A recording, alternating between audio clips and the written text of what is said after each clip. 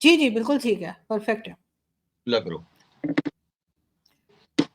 अस्सलाम वालेकुम, नमस्कार, सत श्री अकाल एंड गुड इवनिंग। मैं हूं आरज़ू काज़मी और आप देख रहे हैं पॉइंट ऑफ व्यू। हमारे साथ हैं जी सैयद शब्बर जैदी साहब। और शब्बर जैदी साहब को कौन नहीं जानता, सभी को मालूम है कि एक बहुत ही नुमाया तौर पे पाकिस्तान से एक आवाज़ है, जो कि यकीनन इकोनॉमी पे भी बहुत होल्ड रखते हैं और साथ साथ पॉलिटिकल जो कुछ चल रहा होता है, यानी पॉलिटिकली जो कुछ एक्टिविटीज़ चल रही होती है ना सिर्फ पाकिस्तान में बल्कि पूरी दुनिया में, हम उस पर भी उनकी बातें अक्सर हम सुना करते हैं। बहुत शुक्रिया सर, क्या जा पाए, थैंक यू सो मच। बिस्मिल्लाहिर्रहमानिर्रहीम। नमस्ते, सत श्री अकाल, नेहाओ। सर मैं नेहा भूल गई, वाकई में चाइना हमारे साथ है, मुझे नेहाओ भी कहना चाहिए था। लेकिन सर सबसे पहले हम बात करेंगे, अगर हम करें आईएमएफ की। आईएमएफ के लोन्स हम बहुत ज्यादा ले चुके हैं और कई बिलियन डॉलर्स जो है वो आईएमएफ ने पाकिस्तान में, कहा जाता है कि सीपैक पे लगाया है। अब पाकिस्तान की गवर्नमेंट और जो पॉलिटिशियंस है जिस वक्त गवर्नमेंट चला रहे हैं, उनका कहना है कि जी हम इन्वेस्टमेंट लाएंगे, लोन्स नहीं लेंगे। आपके ख्याल से कोई और कंट्री इंटरेस्टेड होगी कि वो पाकिस्तान में इन्वेस्टमेंट करे? और अगर चाइना कर रहा है तो चाइना को ऐसा क्या इंटरेस्ट पाकिस्तान में आपके ख्याल से अट्रैक्शन है जो वो पैसा लगाता जा रहा है, जिसका अभी तक कोई खास रिजल्ट हमने नहीं देखा?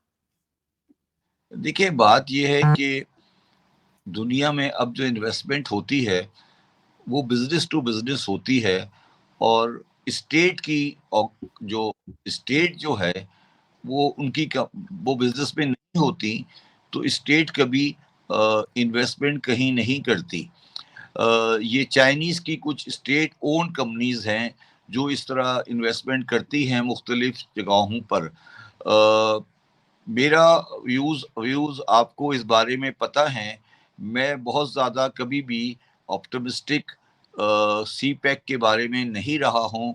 और मैं अभी भी ये समझता हूँ कि चाइनीज़ की जो इन्वेस्टमेंट है वो पाकिस्तान में कंजम्पशन ओरिएंटेड गुड्स में ज़रूर आ सकती है, मगर जहाँ पर हमें एक्चुअल ज़रूरत है, या तो उन्होंने आईपीपी में इन्वेस्टमेंट की है, मगर जो हमें असली ज़रूरत है उसमें शायद वो नहीं करें।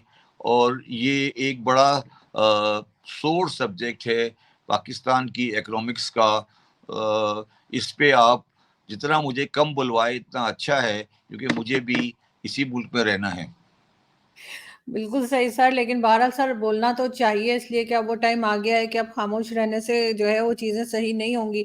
लेकिन सर आईएमएफ जो है वो हर जगह पाकिस्तान में इन्वॉल्व नजर आ रहा है। इस वक्त बजट की भी तैयारी की जा रही है, कहा जा रहा है जी 12 जून को जो है बजट अनाउंस किया जाएगा, लेकिन डिक्टेशन या जो इंस्ट्रक्शंस ली जा रही हैं वो आईएमएफ से ली जा रही हैं। तकरीबन 24 प्रोग्राम्स में हम जा चुके हैं, आखिर हम आईएमएफ से निकल क्यों नहीं पा रहे? बाकी कंट्रीज को अगर हम देखें, चाहे वो भारत हो या बांग्लादेश या कोई भी, इवन अफगानिस्तान, वो उनकी इकोनॉमी हमसे बेहतर क्यों जा रही है?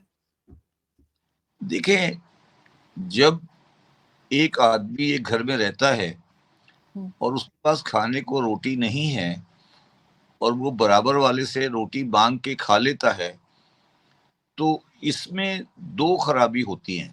एक तो वो रोटी उसके पास नहीं है, वो इकोनॉमी उसकी खराब है जब भी उसके पास रोटी नहीं है।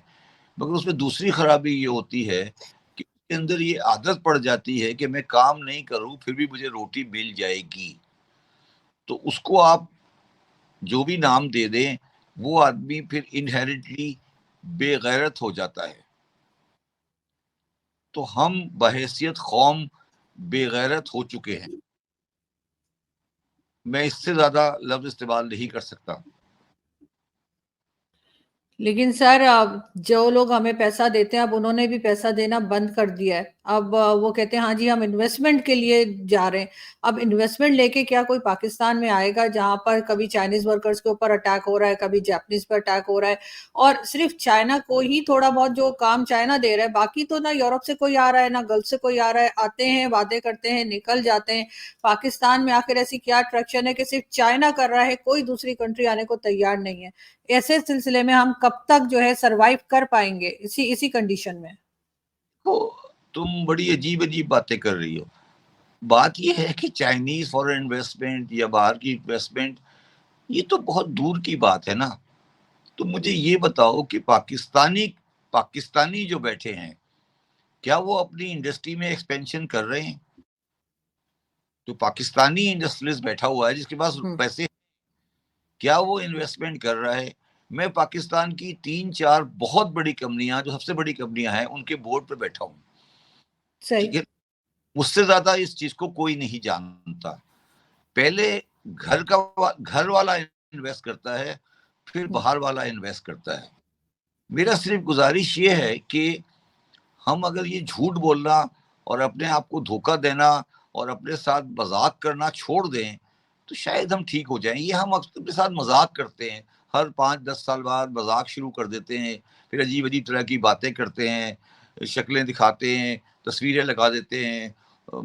मतलब मुझे तो अब शर्म आने लगी है जब मैं ऐड देखता हूँ कि जो ऐड आते हैं गवर्नमेंट के किसी स्कीम के, उस ऐड पे ज्यादा पैसे खर्च होते हैं बनिस्बत स्कीम के। तो ये मतलब क्या क्या है ये बेसिकली? ये तो मतलब इनके साथ तो बात करना भी अपनी तौहीन है बेसिकली, और क्या है? बिल्कुल ऐसा ही है सर, लेकिन वाकई में पाकिस्तान में जो है, पाकिस्तानी खुद इन्वेस्टमेंट नहीं करते, इनका सारा पैसा दुबई में और कहाँ कहाँ अक्सर हम देखते रहते हैं कि कभी दुबई लीक्स और कभी क्या कुछ आता रहता है। लेकिन सर आप एफपीआर के चेयरमैन भी रहे, इमरान खान साहब को आपने कुछ एडवाइस किया था उस वक्त के जो प्राइम मिनिस्टर थे कि कैसे ठीक करना चाहिए? हमें तो आपसे बहुत उम्मीदें थी जब आप एफबीआर के चेयरमैन थे। बल्कि अगर आपको याद हो उस टाइम पर भी मैंने टीवी चैनल के लिए आपका एक इंटरव्यू बनाया था छोटा सा। लेकिन ये कि आपके ख्याल से क्यों ठीक नहीं हो पाया? आपके होते हुए आपकी एडवाइसेस को क्या फॉलो नहीं किया गया? देखिए, बात ये है कि अगर आप मेरी ज़ात को लें तो मैं पाकिस्तान में एक नाकाम इंसान हूँ। मैं अपने आप को प्रोफेशन और अकाउंटेंसी में मैं कामयाब था। मैंने सबसे बड़ी फर्म लीड की, मैंने इंस्टीट्यूट ऑफ चार्टर्ड अकाउंटेंट को लीड किया, मैं वहाँ कामयाब था।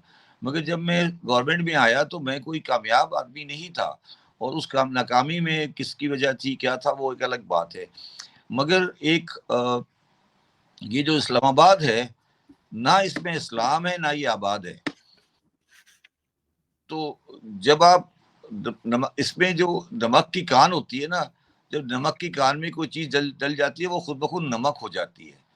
इस्लामाबाद में इतनी साजिश है कि जो भी आदमी इस्लामाबाद में जाएगा, अगर उसके अंदर जरा सा भी जमीर और हिस्स है तो वो इस साजिश से साजिशी हो जाएगा। तो जब तक आप इस्लामाबाद की इन इमारतों में से कोई अच्छा स्प्रे नहीं करेंगी, जब तक शायद ये मसला हल नहीं हो।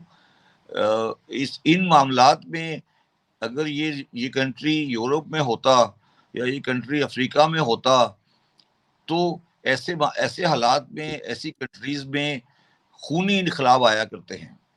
मगर हम क्योंकि सिविलाइज कल्चर से बिलोंग करते हैं तो हमारे यहाँ खूनी इनकलाब नहीं आता। मगर यही वजह है कि हम अपनी पोजीशन को रियलाइज नहीं कर सकते। जब मुशर्रफ की गवर्नमेंट आई थी ना 99 में, तो पाकिस्तान में ये पोजीशन थी कि वजीर आजम अरेस्ट हो गया था और मुशर्रफ साहब जहाज पर थे। तो 5-6 घंटे तक पाकिस्तान में कोई गवर्नमेंट नहीं थी। पता नहीं, आप उस वक्त कंपैरेटिवली यंगर होंगी, शायद आपको उस चीज का इतना अंदाजा नहीं हो। तो 5-6 घंटे तक कोई हुकूमत नहीं थी। तो एक बंदे ने मुझे एक सवाल बात की, उस वक्त भी की थी और मुझे भी आज भी उसकी बात याद आती है। उसने कहा, शब्बर साहब, वो जो 5 घंटे गुजरे ना, उसमें हमें 500 बंदों को उड़ा देना चाहिए था, तो ये मुल्क ठीक हो जाता। हमसे गलती ये हो गई कि हमने वो 500 बंदे नहीं उड़ाए। और वो जिससे 500 बंदे कौन थे? सिविलियन थे या फौजी? हम भी हो सकते थे, हर एक होता था। ऐसे जब जब करप्शन इतनी परवेड कर जाती है ना, तो फिर उसको हम अंग्रेजी में बोलते हैं कलिंग। कलिंग का मतलब होता है कि आप कल कर देते हैं, ये नहीं देखते कौन सामने है कौन नहीं है। मगर जब आप मगर मैं ये नहीं कह रहा कि मैं किसी को प्रिडिक्ट नहीं कर रहा कि और उसमें 500 में से होता है 450 मजलूम होते। मगर जिस इनेतात पे हम पहुंच चुके हैं और जो हमारी इखलाकी, माशरती, जुडिशल, जब मैं किसी बच्चे की, किसी लीडर की इद्दत के केस को कोर्ट में देखता हूं तो मुझे शर्म आती है। शर्म आती है मुझे कि क्या किसको ये कौम इस हद तक गिर सकती है कि ये सब्जेक्ट कोर्टों में डिस्कस हो रहे हैं। मतलब ये और वो मैं नहीं कह रहा, मैं इमरान खान की सपोर्ट नहीं कर रहा, मैं ये कह रहा हूँ क्या ये, और आपको पता है कि वो मैटर अभी रिसेंटली व्हाइट हाउस की ब्रीफिंग में डिस्कस हुआ। कैन यू इमेजिन मुल्क की क्या इस हद तक बेइज्जती हो सकती है कि एक पॉलिटिकल लीडर की इज्जत का केस डिस्कस हो रहा है। इनको कोई तमीज अकल, कोई सोचने वाली बात है कि हम किस माशरती इन्हितात पे गिर चुके हैं। हमारा वो मुल्क है जिसमें बड़े बड़े लीडरों की वीडियोस लीक हो जाती हैं, बड़े लोगों की। मैं क्यों भाग कर आ गया इस्लामाबाद से, इसीलिए तो भाग कर आ गया कि कल को मेरी भी कोई वीडियो आ जाती, मेरी भी कोई ऑडियो आ जाती, मैं क्यों कैसे बर्दाश्त करता।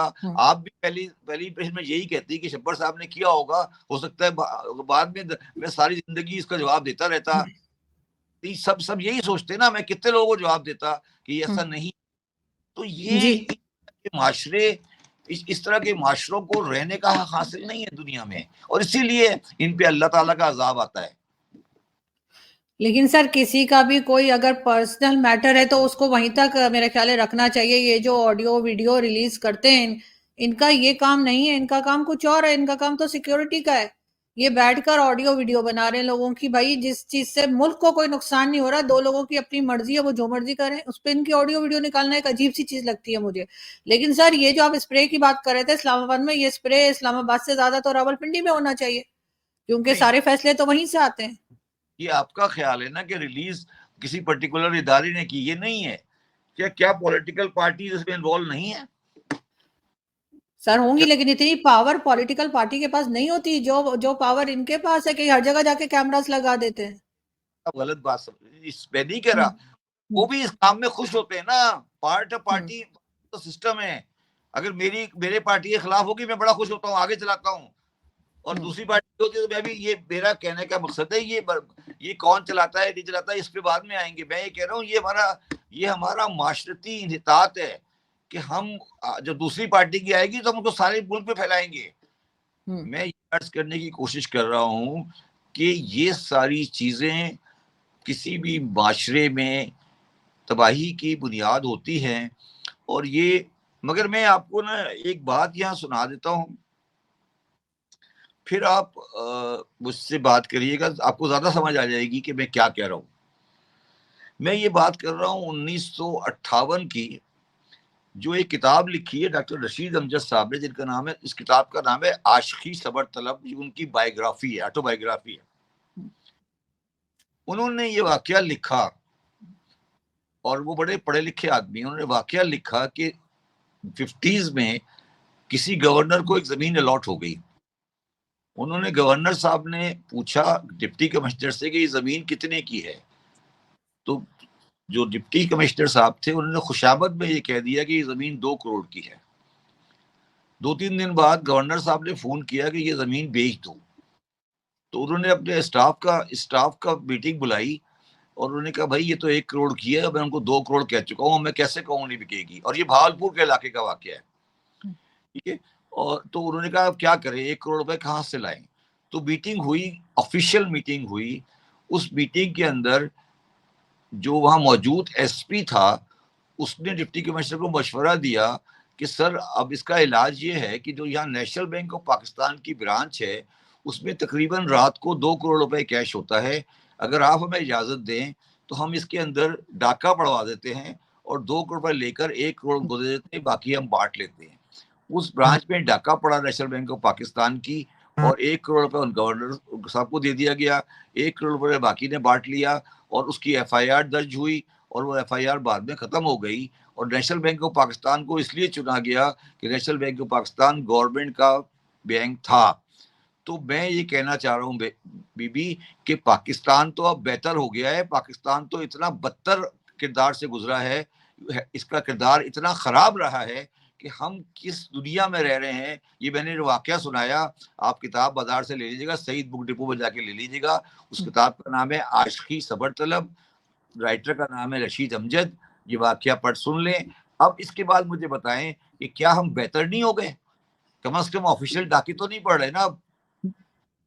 बिल्कुल ऐसा ही है। खैर अभी मैंने तो कोई सुना नहीं कि कोई ऑफिशियल डाका पड़ा हो, लेकिन पढ़ तो जरूर रहे होंगे। ये और बात है कि हो एक, सकता है हमें एक, मालूम ना हुआ एक, हो। एक, एक सेकेंड, क्या आपको यकीन नहीं है कि वाकया सही है? नहीं, मुझे यकीन है जो आप बता रहे हैं, क्योंकि मैंने भी एक वाकया सुना था अपने फादर से, जो कि जर्नलिस्ट रहे हैं, और उन्होंने बताया था कि किसी जमाने में कोई वो थे रिलीजियस अफेयर्स के जो मिनिस्टर थे, उन्होंने ज़कात के पैसों से 10 लाख रुपए से जुआ खेल लिया था। तो यहाँ अब तो ये भी हुआ है। आपके में से जुआ खेलना तो फिर भी कोई सीधी बात है भाई, वो तो फिर भी वो भी तो फिर भी वो सही है। मैं पूछ रहा हूँ कि ऑफिशियल पुलिस वाला डाका हाँ, डालना पाकिस्तान में। देखिए ना, मैं आपने कहा कि मैंने सुना था, मैं तो आपको किताब का नाम बता रहा हूँ, राइटर का नाम जी, बता रहा हूँ, बिल्कुल दफा मैंने लिख लिया है। जी। फिर मैं फिर आप लोग किस दुनिया में बैठे हैं? आप क्या क्या एक्सपेक्ट करते हैं कि जी कि ये मुल्क सही हो जाएगा? आप इसकी तारीख तो पढ़ें। इस मुल्क में एक एक गवर्नर थे, उसका नाम था वली गुलाम मोहम्मद। वो अपने आखिरी उम्र में उनको फालिज हो गया था, उनके मुंह से आवाज नहीं निकलती थी, और उन वो जमीन पे बैठे, फर्श पे बैठा करते थे, और 2 महीने तक उनके मुंह से आवाज नहीं निकलती थी। उनकी सेक्रेटरी समझती थी वो क्या कह रहे हैं, और वो सेक्रेटरी एक फॉरेनर थी, और उस वो जो कहते थे वो किसी को समझ नहीं आती थी, और जब करीब जाके सुनते थे तो वो माँ बहन की गालियां दिया करते थे, और वो गवर्नर जनरल ऑफ पाकिस्तान थे।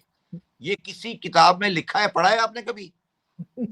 अब मुझे क्या बातें कर रही हैं कि पाकिस्तान खराब हो गया? पाकिस्तान कब अच्छा था?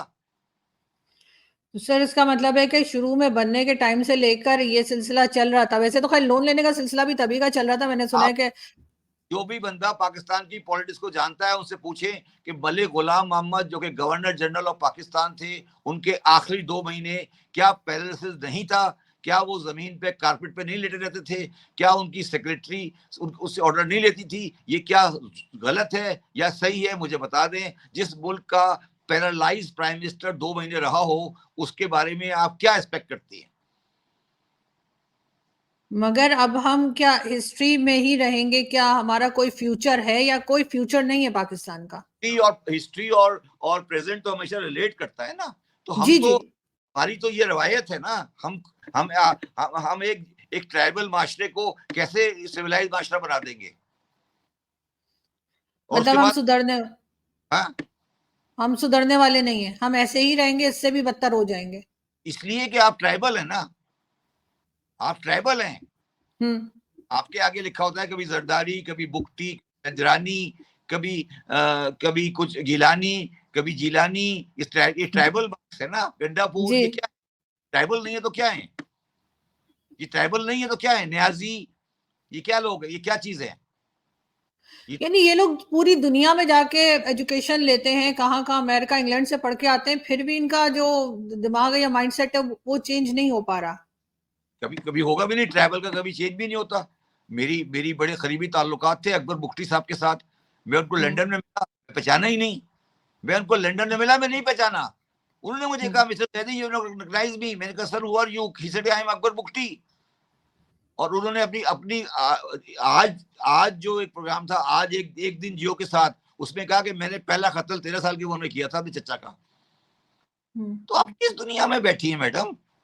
अबुल कलाम आजाद ने कहा था, जब हम आ रहे थे इंडिया से, तो हमें कहा था कि आप कहाँ जा रहे हैं, इन ट्राइबल्स के साथ क्या जिंदगी गुजारेंगे? तो गलत तो नहीं थे वो, मगर हमने बनाया था पाकिस्तान, अब हम ही फैसला करेंगे क्या करना है इसका।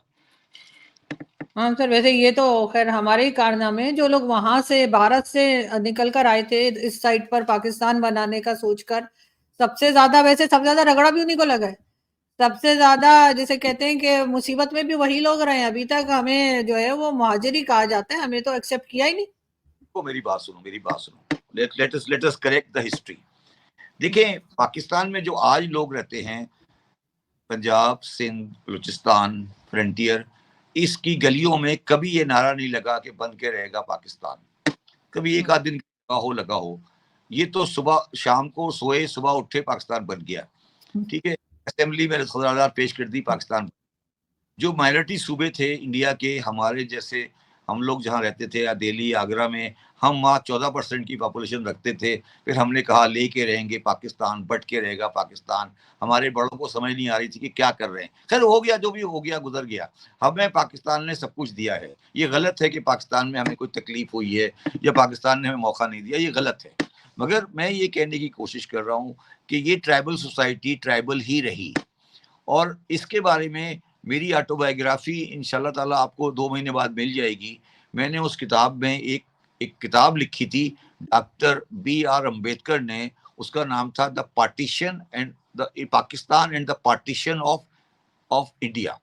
उसमें उसने लिखा था कि जो इंडियन रॉयल आर्मी की जो फौज है, टोटल तादाद 10 लाख है, और 10 लाख में से 4,90,000 पंजाबी और पठान फौजी है। उसने कहा यार ये इनको जब तक आप सेपरेट मुल्क नहीं देंगे, कभी भी इस कंट्री, इस पूरे कंबाइंड इंडिया में कभी भी स्टेबिलिटी नहीं आएगी। तो उसने 1940 में ये लिखा था अम्बेडकर ने कि आप अलग कर दें, क्योंकि हम इतनी बड़ी पंजाबी और पठान फौज को नहीं संभाल सकते। ये किताब आप जाएं, गूगल पे मौजूद है, डॉक्टर बी आर अम्बेडकर, उसका नाम है भीम राव अम्बेडकर, और किताब का नाम है Pakistan and partition of India. हमारा मसला ये है कि हम किताबें भी नहीं पढ़ते। तो आप मुझसे क्या कहलवाना चाह रही हैं, क्या सुनना चाह रही हैं, ये बता दें। सर बिल्कुल, ये बात तो खैर आपने एकदम ठीक कही है। पाकिस्तान में रीडिंग जो है वो बहुत ही कम हो गई है, बल्कि लाइब्रेरीज भी अब नहीं दिखाई देती। पहले ओल्ड बुक शॉप्स हुआ करती थी, वो भी बंद होकर बस टिक्के कबाब की दुकानें ही मिलती हैं। लेकिन सर अगर हम बात करें, नहीं, एक जी, सेकंड, 1 मिनट रुक जाओ, 1 मिनट। इसकी वजह क्या है? क्योंकि सर लोग पढ़ते नहीं है, रीडिंग की आदत खत्म हो गई लोगों में। इसकी वजह एक जुमला है, अरबी का जुमला है एक। उस जुमले का मतलब, उस अरबी में कहते हैं हस्बुना किताबुल्लाह, मेरे लिए किताब काफी है। समझ आई? जी, समझ, हस्बुना किताबुल्लाह, ये किताब डिवाइन किताब है, वो हमारे जद पे उतरी थी, ठीक है, सही, हमारे उतरी थी आकाए नामदार पर, ठीक है। जी। अब ये उसको समझने की कोशिश करते हैं और कहते हैं हम इसके अलावा कुछ नहीं पढ़ेंगे। समझ ये भी नहीं, वो भी नहीं आती, और कहते हैं हस्बुना किताबुल्लाह, और कोई किताब पढ़नी नहीं है इन्होंने, ना उस किताब को समझना है, अरबी में पढ़ते जाना है, पढ़ते जाना है, पढ़ते जाना है, पढ़ते जाना है। उस पे तो ठीक ठाक मेरा एक साहिबा से झगड़ा हो गया था एक बार, और मैंने उनसे कह दिया कहीं कि भाई अगर आपने ये पढ़ ली है तो बाकी किताबें भी पढ़ लें, बाकी रिलीजन की भी पढ़ लें। तो वो मेरे पीछे पड़ गई कि क्या जरूरत पड़ी हमें पढ़ने की, हमें हमारी सबसे बेस्ट है। मैंने कहा तो आपको पता कैसे कि सबसे बेस्ट है, जब आपने बाकी पढ़ी कोई नहीं है, ना आपने गीता पढ़ी है, ना बाइबल पढ़ी है, ना कुछ पढ़ी है। तो उस पे लोग मुझे चुप कराने लगे कि क्या कर रही हो, मारी जाओगी, ये वो। यहाँ पर तो ये हंगामा खड़ा हो गया था इस्लामाबाद में। लेकिन मेरी एक बात सुनो, कुरान मजीद की ये आपकी गलतफहमी कि उन्होंने कुरान पढ़ा है, ये भी आप भूल जाएं। उन्होंने वो कुरान नहीं दावा पढ़ा। कर रही थी, वो दावा कर रही थी कि मैंने पढ़ा, तो इसलिए। ना, तो बात पूरी सुन लो ना, हम्म, उसने कुरान नहीं पढ़ा होता। मैं कोई दावा नहीं करता किसी ज्यादा पढ़े लिखने का, मगर मैं अपनी जिंदगी में आज भी 15 से 20 मिनट तफसीर कुरान पढ़ता हूँ रोजाना, ठीक है। और ये मैं आपको बता दूं कि कुरान की सबसे लंबी आयत जिसका नंबर 2, सुपारा नंबर 2 और आयत नंबर 282 है, वो तकरीबन 7 से 8 लाइन की है। आपको पता है वो किस बारे में है? अकाउंटिंग के बारे में, कॉन्ट्रैक्ट के बारे में। इनको तो कुरान नहीं आता, ये किस दुनिया में बैठे हैं, इनको तो कुरान भी नहीं आता। ये बेकार की बातें करते हैं, आपको बेवकूफ बनाते हैं कि उन्होंने कुरान पढ़ा है। इसलिए शायद आप पीछे हट गए होंगे कि आप कहेंगे मुझे कुरान नहीं पढ़ा। इनको, किसी को मेरे पास भेजें, जो कहता है ना मैंने कुरान पढ़ा है, इसको मेरे पास भेज दे किसी वक्त, किसी आयत पे मेरे से गुफ्तगू कर ले मेरे साथ। मैं बता रहा हूं, मैं पिछले 5 साल से रोजाना कम से कम घंटा कुरान पढ़ता हूं। तो ये आ जाए मेरे सामने, किसी भी कुरान पढ़ने वाला मौलवी आ जाए और मुझसे कोई आयत डिस्कस कर ले, और अगर वो लेकिन सर साबित कर दे तो मैं यहूदी हो जाऊंगा। लेकिन सर सिर्फ कुरान ही क्यों, मैं तो कहती हूँ गीता भी पढ़नी चाहिए, बाइबल भी पढ़नी चाहिए। कह रहा हूं, जब तक आप ये हस्बुना किताबुल्लाह वाली कहानी चलाते रहेंगे, हाँ, आपको क्या कहा जाता है? आपको क्या कहा जाता है मदरसों में? कुरान पढ़ो, हदीस पढ़ो, कुरान पढ़ो, हदीस पढ़ो, यही है ना? जी, बता रहे हैं लोगों को आप। मैं जब था ना, मैं आपको एक लाइटर नोट पे एक बात बताता हूँ। मैं जब लाहौर में रहता था तो मैंने घर किराए पे ले लिया एक साहब का, उनका नाम था मसूद खद्दरपोश, बड़े मशहूर मारूफ हार्डी लीडर थे वो। मैं उनके घर में 3 साल किराएदार रहा हूँ, गुलबर्ग के मेन बुलेवार्ड पर। उन्होंने एक बड़ी इंटरेस्टिंग बात जिंदगी में शुरू की थी, वो गलत थी मगर वो बड़ी इंटरेस्टिंग थी। वो कहते थे कि जो इबादत होनी चाहिए वो अपनी जबान में होनी चाहिए, तो वो पंजाबी जबान में नमाज पढ़ते थे। तो मैं उनके घर में रहता था, मैं उनको देखता था पंजाबी जबान में नमाज पढ़ते हुए, बेचारे आगे आगे जमात लाते, 3-4 बंदे पीछे खड़े होते थे। तो उन्होंने बड़ा अच्छा उसका तर्जुमा किया था अल्लाह अकबर का। तो वो कहते थे अल्लाह तू वड्डा है, अल्लाह तू वड्डा है। सही है, agree, there no harm, it was his point of view. मैं आपको ये कह रहा हूँ कि ये कहानियां छोड़ दें, आगे चलें। आप बताएं, आप क्या चाहती हैं और बताइए। सर मैं ये पूछना चाह रही थी आपसे लास्ट में कि कल प्राइम मिनिस्टर नरेंद्र मोदी जो हैं वो एक बार फिर ओथ ले रहे हैं, थर्ड टाइम प्राइम मिनिस्टर बनने जा रहे हैं। जब वो 2014 में प्राइम मिनिस्टर बने थे तब तो उन्होंने नवाज शरीफ साहब को इनवाइट किया था, लेकिन इस बार पाकिस्तान का नाम बिल्कुल लिस्ट में ही नहीं है। पाकिस्तान एक तरफ कहता है कि हमने ट्रेड करनी है भारत के साथ, दूसरी तरफ भारत के ही खिलाफ स्टेटमेंट्स आती रहती हैं, कभी फवाद चौधरी साहब और कभी कोई। हम ये डबल गेम अफगानिस्तान के साथ भी खेलते रहे हैं। ये आपको लगता नहीं है कि इनको एक तरफ हो जाना चाहिए और तमाम जितने भी नेबर्स हैं, चाहे वो ईरान हो, अफगानिस्तान हो, भारत हो, सबके साथ टर्म्स अच्छे होने चाहिए? पाकिस्तान अफोर्ड नहीं कर सकता लड़ाई झगड़े। देखो, दो बातें सुनो इसके बारे में, दो बात सुनो। अगर पार्टीशन नहीं होता ना, तो मोदी हमारे घर के सामने आगरे में बाहर बेंच पे बैठा होता। ये तो पार्टीशन का नुकसान हुआ कि यूपी की एरिस्टोक्रेसी फुटपाथ पर आ गई, गोली मार लालू खेत में आके बैठ गई, ठीक है, कराची में, ठीक है, वो तो एक अलग कहानी है। अच्छा, मैंने अभी कोई 3-4 दिन पहले एक लाहौर इंडिया की एक लड़की है, उसको इंटरव्यू दिया था, और वो इंटरव्यू मैंने दिया था रिजल्ट आने से पहले इंडिया के। और मैंने उसमें कहा था कि मोदी की जो कोलिशन है वो इलेक्शन जीत जाएगी, मगर बहुत थोड़ा मार्जिन होगा उसका। और वो पूरी बात हुई। और मैं आज आपको ये कह रहा हूँ कि मुझे ये तकरीबन कन्विंस्ड है कि मोदी की गवर्नमेंट जो आ रही है ये अपनी टर्म पूरी नहीं कर सकेगी, ये कोलिशन गवर्नमेंट है, और मोदी साहब इसी टर्म में शायद रिजाइन कर जाएं, छोड़ दें और पार्टी, ये मोदी की आखिरी गवर्नमेंट है। अब बीजेपी की गवर्नमेंट कभी इंडिया में नहीं आएगी। और एक बात और मेरी प्रेडिक्शन लिख लो कि इंडिया में अब कभी कोई एक पार्टी की गवर्नमेंट नहीं आएगी। India is too big to be rule by one party. और अच्छी बात है, कोई, मगर इंडिया की डेमोक्रेसी, इंडिया की इंस्टीट्यूशन इतने मजबूत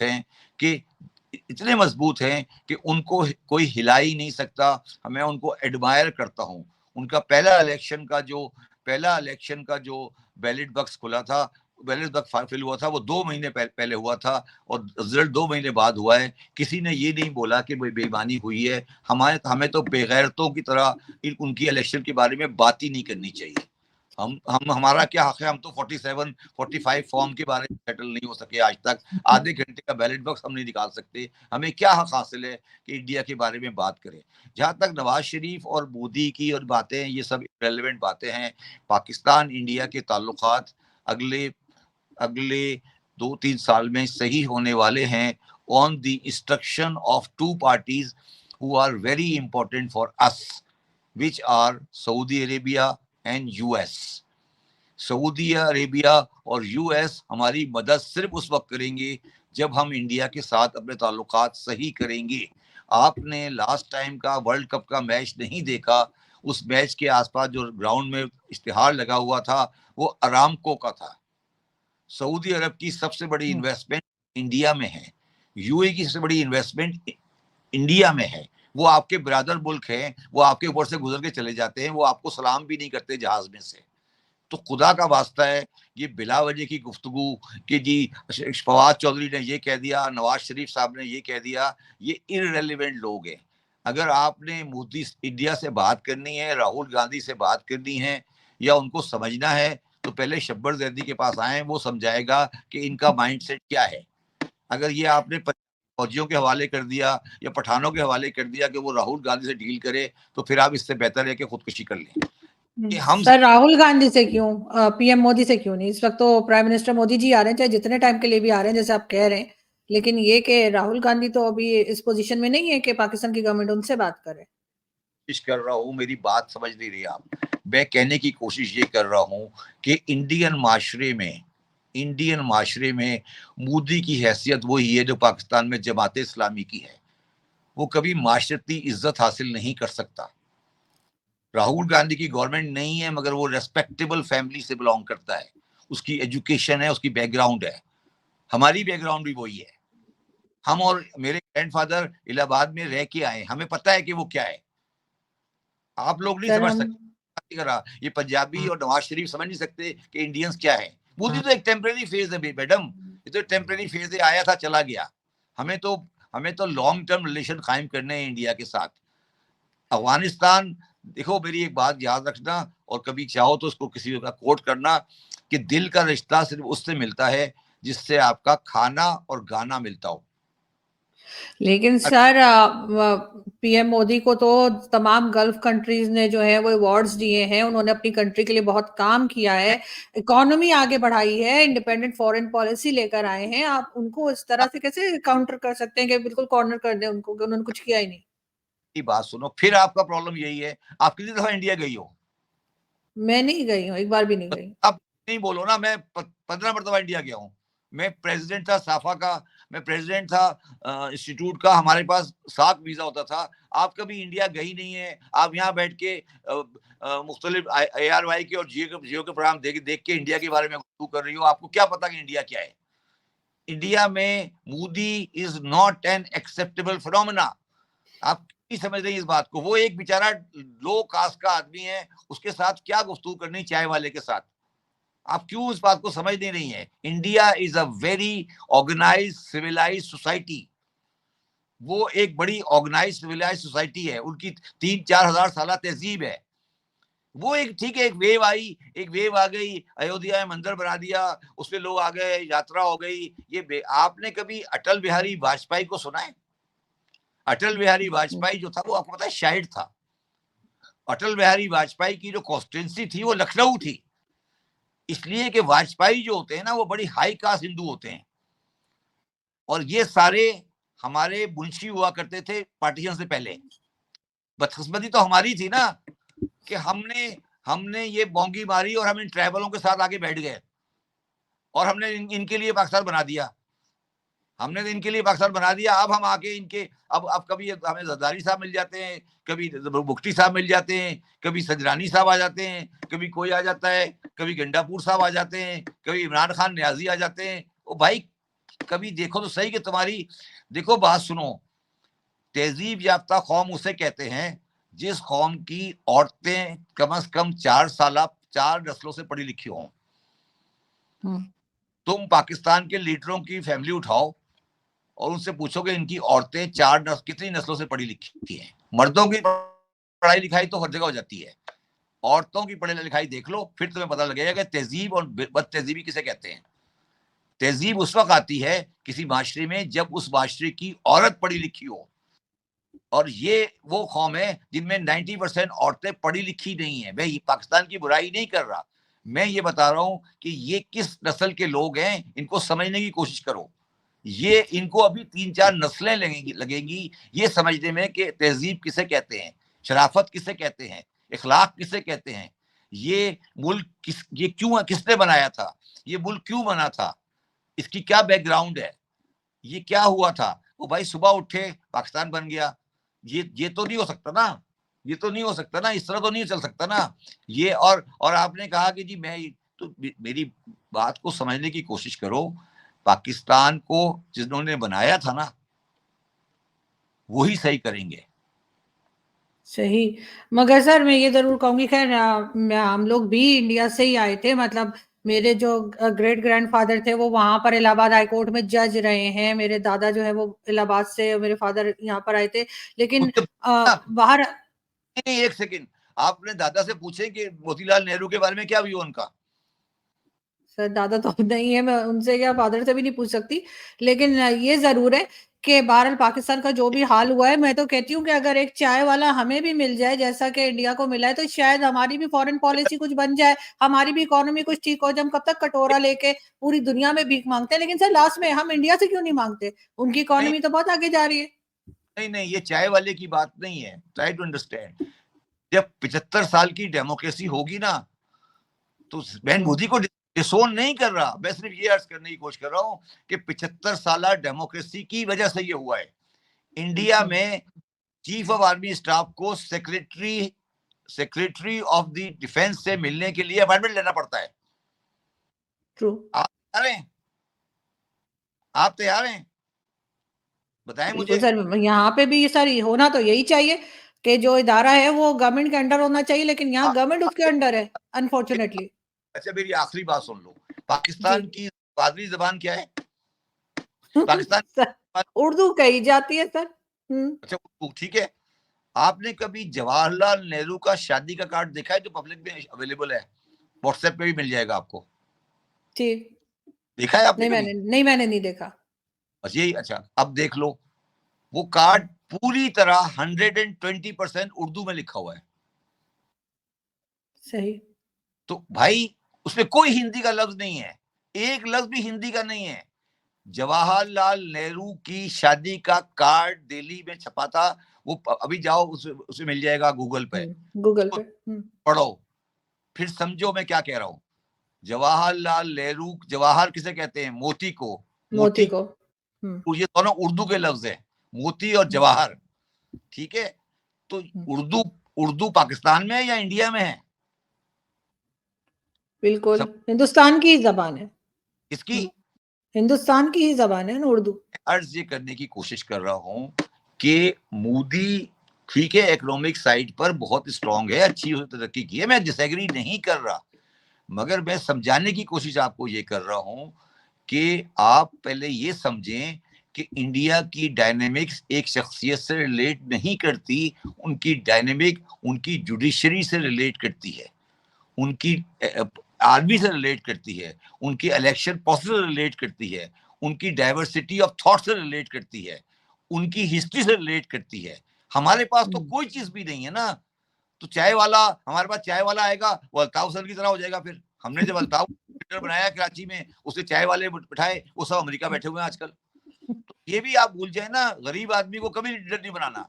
मैं ये अर्ज करने की कोशिश कर रहा हूं कि जब किसी ऑर्गेनाइजेशन में जेनेटिक डिफेक्ट आ जाए, मैंने आपको अभी स्टोरी सुनाई है मल्लिक गुलाम मोहम्मद की। Malik Ghulam Mohammad was the second governor general of Pakistan. ठीक है, ये और अगर आप ज्यादा खुलवाओ तो मुझे ये भी बता देना कि कायदे आजम तो बेचारे मक्खियां बिला रही थी और एम्बुलेंस में पेट्रोल खत्म हो गया था, उसमें इंतकाल हुआ है। पढ़ा है आपने? नहीं पढ़ा? जी जी, ये पढ़ा है, बिल्कुल पढ़ा है। तुम क्यों मेरा मुंह खुलवा रही हो? सर बोलना चाहिए ना, आपकी आवाज जानी चाहिए लोगों तक। मैं चाहती हूँ कि लोग सुने, हिस्ट्री को सुने, लोगों को पता लगे कि क्या गलत हुआ है, तभी तो गलत सही कर पाएंगे। और नहीं, मुझे बताओ, नहीं मुझे ये बताओ सही क्या हुआ है? कुछ भी नहीं, मेरे ख्याल से अभी तक तो कुछ भी सही नहीं हुआ। 77 ईयर से हम सिर्फ और सिर्फ गलतियां ही करते चले आ रहे हैं। मुल्क नहीं, बना तो लिया है लेकिन संभालना नहीं आया। गलती क्या हुई है? इसलिए कि जितनी भी सड़कें टेढ़ी हैं कराची में, जो सड़कें टेढ़ी हैं उनमें से 80% सड़कें इसलिए टेढ़ी के दरमियान में मस्जिद बनी हुई है। बिल्कुल। देख ले आगे। और मस्जिद भी नाजायज जमीन पे बनी हुई है, और हाँ हमारे बिल्कुल, कब्जा कब्जा ग्रुप ने। तमाम मसलक में लिखा हुआ है कि नाजायज जमीन पे जमात नमाज नहीं होती। तो सर हम तो उतना ही इस्लाम चलाते हैं ना जितना हम अफोर्ड कर सकते हैं। हम अपनी मर्जी का चलाते हैं, हमें उससे कोई फर्क नहीं पड़ता कहाँ पे क्या लिखा है। अपनी मर्जी से जो जो चाहते हैं वो लगा देते हैं, जो जो चाहते हैं वो करते हैं। नहीं जब तक ये रिलीजन को पॉलिटिक्स से अलग नहीं करेंगे तब भी पाकिस्तान नहीं सही होगा। ये हर चीज में जो इस्लाम लेकर आ जाते हैं। की बात सुनो, इस सारी चीज को हमारी रियासत ने सपोर्ट किया है। मजहबी मामलात को हमारी रियासत ने हमेशा सपोर्ट किया है। पाकिस्तान की तारीख ये रही है कि जिस आदमी ने मजहब के खिलाफ बात की है वो उसको प्रोसिक्यूट किया गया है, और जो मजहब का झंडा लेके आगे बढ़ा है उसको किसी ना किसी नाम से आगे चलाया गया है। ऐसे ही है।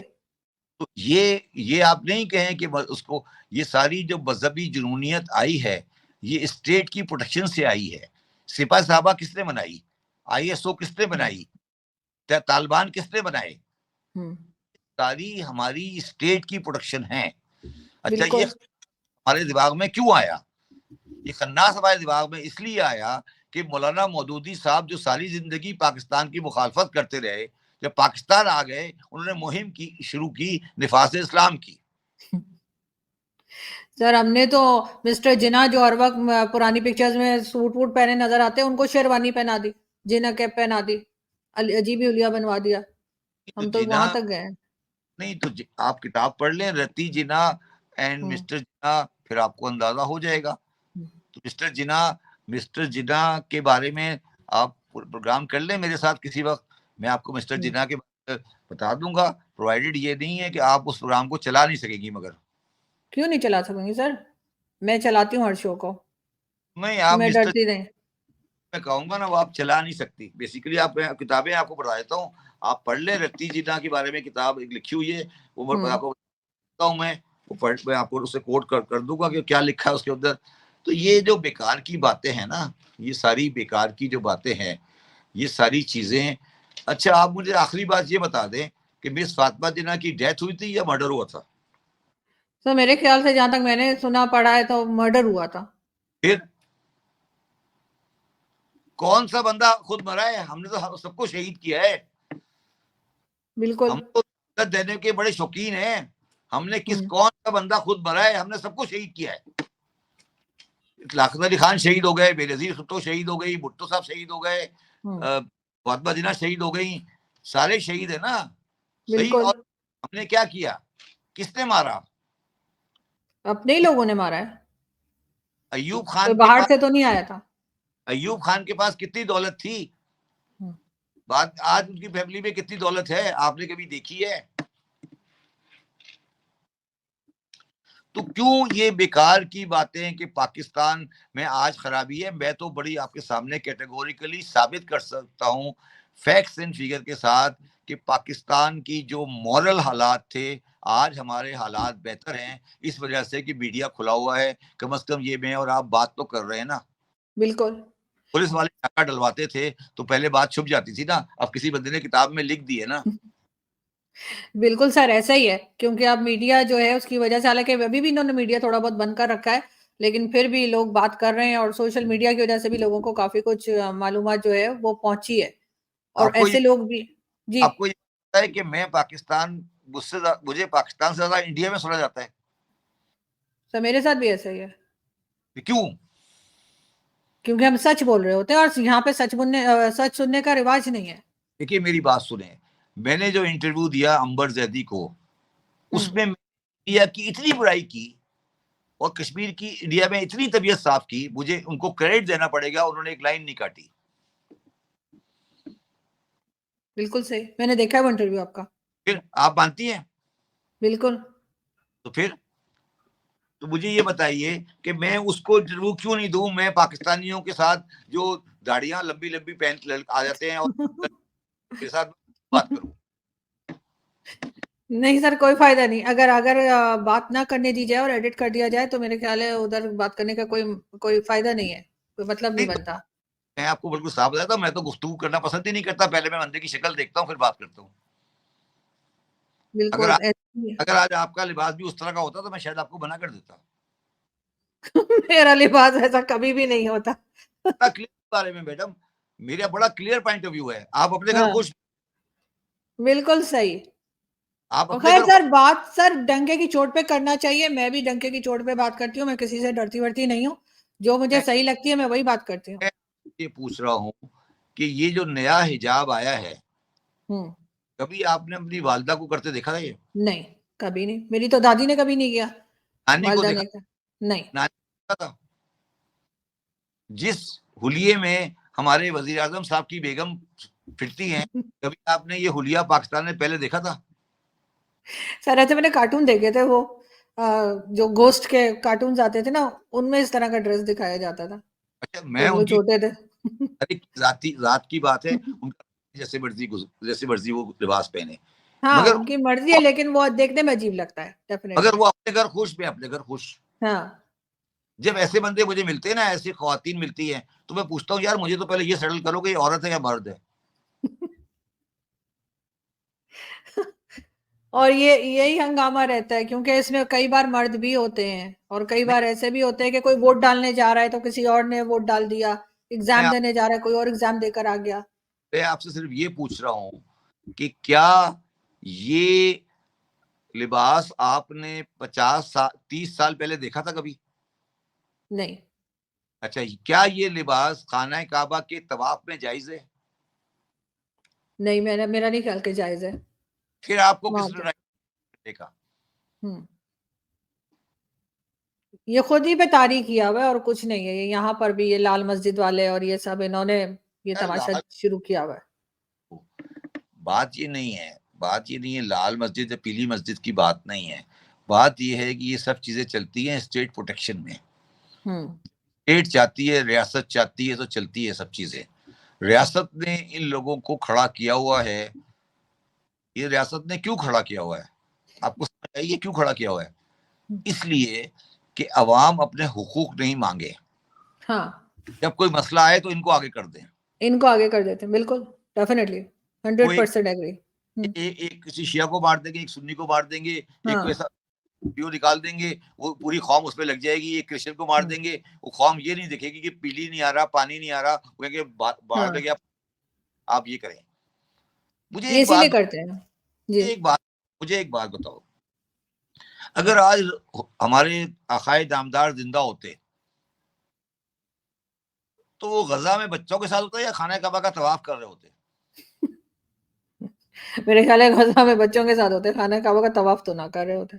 अब ये जवाब है, बस इसके आगे खुद सोच लो। अगर वो आकाए दामदा होते तो वो क्या करते? क्या वो बैठ के खाना काबा के तवाफ को बस मशगूल होते, या हमारी ज़ियारात पे गए होते करबला और नजफ, या वो गजा में बैठकर इंसानी हुकूक की पोजीशन को सेटल कर रहे होते? जिस दिन आपको ये बात समझ आ जाएगी उस दिन आपको इस्लाम समझ आ जाएगा। बिल्कुल ऐसा ही है सर, लेकिन अनफॉर्चुनेटली यहाँ पर मिसयूज ऑफ रिलीजन जितना पाकिस्तान में किया जाता है शायद ही कहीं किया जाता, और इसी के नाम पे लोगों की जानें तक ले ली जाती हैं, ब्लास्फेमी और क्या क्या इल्जामात लगा के। और हम ऐसी कंट्री में रहते हैं, हमें कुछ नहीं पता कि कल हमारे साथ क्या हो। बहुत शुक्रिया सर कि आज आपने ज्वाइन किया। थैंक यू सो मच, बहुत अच्छा लगा आपसे बात करके। Thank you.